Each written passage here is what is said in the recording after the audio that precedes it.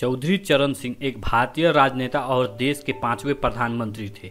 भारत में उन्हें किसान की आवाज़ बुलंद करने वाले नेता के तौर पर देखा जाता है। हालांकि वो भारत के प्रधानमंत्री बने पर उनका कार्यकाल 5 महीने और कुछ दिन ही देश के प्रधानमंत्री रह पाए। उन्होंने भारत के गृह मंत्री और उप प्रधानमंत्री के तौर पर भी कार्य किया था। वो 2 बार उत्तर प्रदेश के मुख्यमंत्री भी रहे हैं। चौधरी चरण सिंह का जन्म जट परिवार में 23 दिसंबर 1902 में उत्तर प्रदेश के मेरठ जिले में चौधरी मीर सिंह के परिवार में हुआ था।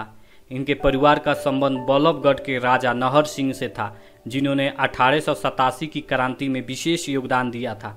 ब्रिटिश हुकूमत ने नहर सिंह को दिल्ली के चांदनी चौक में फांसी पर चढ़ा दिया था। चौधरी चरण सिंह की स्कूली शिक्षा नूरपुर में ही हुआ, जबकि मैट्रिकुलेशन के लिए उन्हें मेरठ के सरकारी उच्च विद्यालय में भेज दिया गया। साल 1923 में 21 वर्ष के आयु में इन्होंने साइंस में ग्रेजुएशन की डिग्री हासिल कर लिए। 2 वर्ष के बाद 1925 में चौधरी चरण सिंह ने मास्टर ऑफ आर्ट्स यानी MA की डिग्री हासिल किए। इन्होंने आगरा यूनिवर्सिटी से कानून की पढ़ाई की।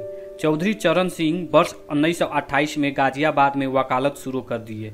साल 1929 में चौधरी चरण सिंह मेरठ आ गए। मेरठ आने के बाद इनकी शादी जाट परिवार की बेटी गायत्री देवी के साथ हुआ। उन्होंने वकालत को त्याग कर आंदोलन में भाग लेने का मन बना लिया। उस समय कांग्रेस एक बहुत बड़ी पार्टी थी। चौधरी चरण सिंह भी कांग्रेस के सदस्य बन गए। देश की आज़ादी के बाद वो राष्ट्रीय स्तर के नेता तो नहीं बन सके, लेकिन राज्य विधानसभा में उनका प्रभाव स्पष्ट महसूस किया जाता था। आज़ादी के बाद 3 बार हुए चुनाव में चौधरी चरण सिंह विधानसभा के लिए चुने गए।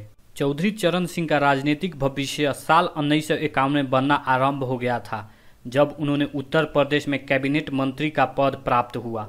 उन्होंने कानून और सूचना विभाग संभाला। साल 1960 में चंद्रभानु गुप्ता की सरकार में उन्हें गृह मंत्री और कृषि मंत्रालय दिया गया। चौधरी चरण सिंह उत्तर प्रदेश की जनता के अत्यंत लोकप्रिय थे, इसलिए प्रदेश सरकार ने योग्यता और अनुभव के कारण उन्हें उच्च मुकाम हासिल हुआ।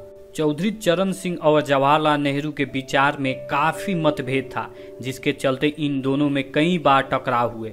चौधरी चरण सिंह ने इस मतभेद के चलते 1967 में कांग्रेस पार्टी को छोड़ दिया और राम मनोहर लोहिया के साथ नई पार्टी का गठन किया।